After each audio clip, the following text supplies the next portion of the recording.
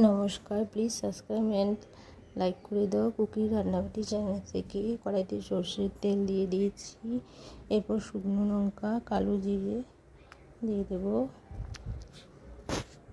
এরপর রসুন বাটা আর কাঁচা লঙ্কা থেতো করে রেখেছিলাম, ওটা দিয়ে দিচ্ছি। 3টে কাঁচা লঙ্কা থেতো করে দিয়ে দিয়েছি। যে যেমন ঝাল খান তেমন দেবেন। এরপর ঝিঙ্গে বাটাগুলো দিয়ে দিচ্ছি। ঝিঙ্গেগুলো কেটে পরিষ্কার করে রেখেছিলাম, ওগুলো মিক্সিতে বেটে নিয়েছি। হলুদ পরিমাণ মতো দিয়েছি।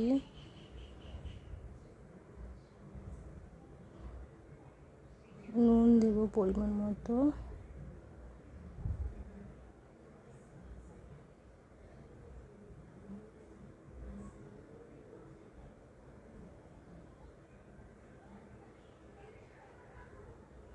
এরকম জলীয় পদার্থটা যতক্ষণ না মোটা করে আসে ততক্ষণ ফোটাবেন।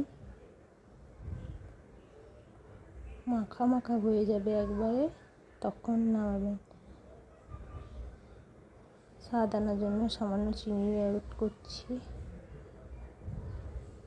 এরকম হয়ে গেছে, এবার নামিয়ে নেব। হয়ে গেছে মোটা হয়ে।